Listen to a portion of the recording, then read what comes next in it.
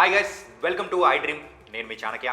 సంధ్య theatre ప్రమాదంలో అల్లు అర్జున్ ప్రత్యక్ష పాత్ర లేకపోయినా ఆయనను లక్ష్యంగా చేసుకున్న శక్తులు కొన్ని వేధించే ప్రయత్నం చేశాయి.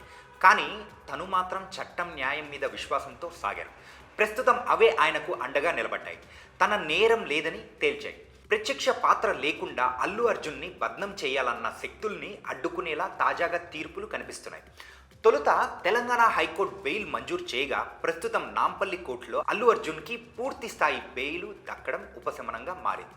వాస్తవానికి డిసెంబర్ 4 నాటి ఘటనలో ఆయన తప్పు లేదని తొలుత నుంచి చెబుతూనే వచ్చారు. ఆయనకు శ్రీరామ రక్షగా మారింది. చట్టం మీద ఉంచిన విశ్వాసం తోడ్పడింది. తొక్కిసలాట జరగడానికి తగినంత భద్రత లేకపోవడమే కారణమని అందరికీ అర్థమవుతుంది.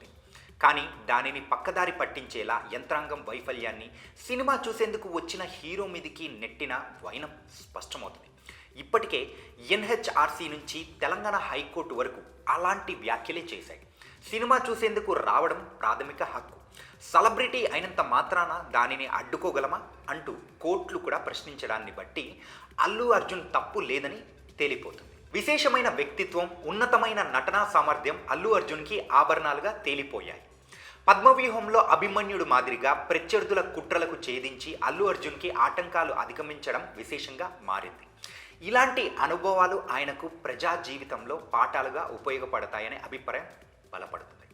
అభిమానులు హీరోగా ఆపద వచ్చినప్పుడు ఆదుకోవడానికి ముందుండే మంచి మనిషిగా ఈ ఉదాంతం మరోసారి నిరూపించింది. కొందరు ఎత్తులు వేసి అల్లు అర్జున్ను అడ్డుకోవాలని చూసినా అవన్నీ తాత్కాలికమే అని నిరూపితమైంది. ఒకవైపు సినిమా బ్లాక్ బస్టర్ సాధించిన విషయాన్ని జనం దృష్టికి రాకుండా చేసిన ప్రయత్నంగా భావించాల్సిగా ఉంటుంది. దేశమంతా బన్నీ ఘనతను గుర్తిస్తున్న వేళ జనం దృష్టిని మరల్చేలా ప్రయత్నంగా నిరూపితమైంది. కాబట్టి ఇకపై ఆటంకాలు, అడ్డంకులను సృష్టించి అల్లు అర్జున్ హవాని అడ్డుకోవాలని ఎవ్వరు ప్రయత్నించినా అది చెల్లుబాటు కాదని కోర్టు నిర్ణయాలు చాటుకున్నాయి. అల్లు అర్జున్కి తాత్కాలికంగా కొన్ని ఆటంకాలు సృష్టించగలరేమో కానీ ఆయనకు అడ్డుకట్ట వేయడం అంత సులువు కాదని మరోసారి నిరూపితమైంది.